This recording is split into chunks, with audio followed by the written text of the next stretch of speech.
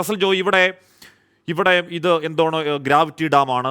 ഇതിനി 1000 വർഷം കഴിഞ്ഞാലും പൊളിയാൻ പോകുന്നില്ല. ഇത് ഈജിപ്തിലെ പിരമിഡ് പോലാണ് എന്നൊക്കെ പറഞ്ഞാലും, ഇനി എന്തൊക്കെ ന്യായവാദങ്ങൾ നിരത്തിയാലും കേരളത്തിൻ്റെ ആശങ്ക അത് യാഥാർത്ഥ്യമാണ്.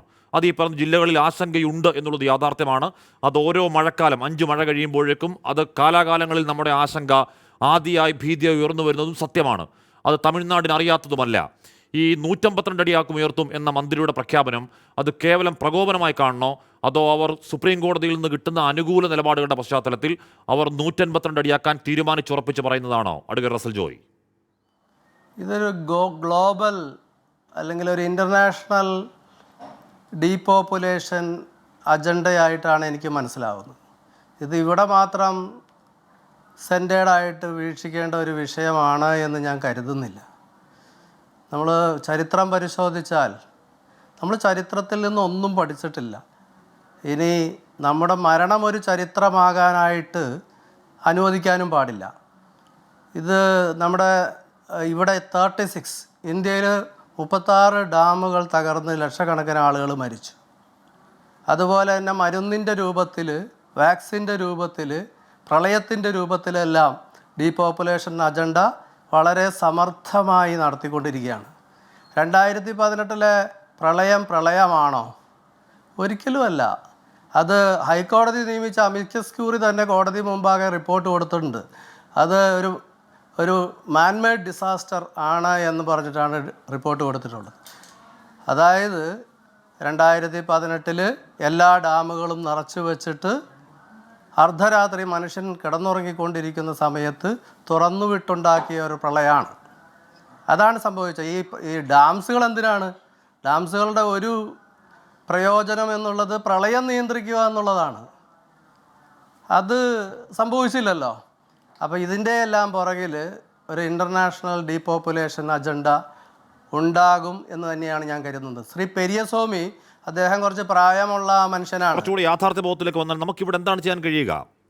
ഇവിടെ എല്ലാ കാര്യങ്ങളും, ഇതുവരെയുള്ള എല്ലാ കാര്യങ്ങളും നോക്കൂ. കേരളത്തിന് എന്താണ് ചെറുതായി അനുകൂലമായി എന്തെങ്കിലുമൊക്കെ പരാമർശം ഉണ്ടായിട്ടുണ്ട് എന്ന് ഒഴിച്ചു നിർത്തിയാൽ, ഇതിൻ്റെ വ്യവഹാരകാലം തുടക്കം മുതലേ നോക്കിയാൽ അത് 100% തമിഴ്നാടിന് അനുകൂലമായാണ്. ഏറ്റവും ഒടുവിൽ നിൽക്കുന്ന 2014 കോടതി ഉത്തരവടക്കം പല ഉത്തരവുകളുണ്ട്. 2006 കോടതി ഉത്തരവിൽ വളരെ വ്യക്തമായി തന്നെ കോടതി പറയുന്നത് ഇങ്ങനെയാണ്: after the strengthening work is complete to satisfaction of the CWC, independent experts would examine the safety angle before the water level is permitted to be raised to 150 feet, അല്ല 152 feet. 152 അടി എന്ന് പറഞ്ഞ തമിഴ്നാട് ഇത് പുതിയതായി പെരിയസ്വാമി അങ്ങ് ഏതോ ഉൾവിളിയിൽ അങ്ങ് പറയുന്നതല്ല. അവരുടെ ദീർഘകാലമായുള്ള അജണ്ടയാണ്. കോടതി അതിന് അനുകൂലമായി നിൽക്കുമെന്ന് അവർ പ്രതീക്ഷിക്കുന്നു. അതുകൊണ്ട് പെരിയസ്വാമിയുടെ വാക്കുകൾക്ക് കോൺഫിഡൻസ് കൂടും. ശ്രീ റസൽ ജോയ്, ശരിയാണ്, താങ്കൾ പറഞ്ഞത് ശരിയാണ്.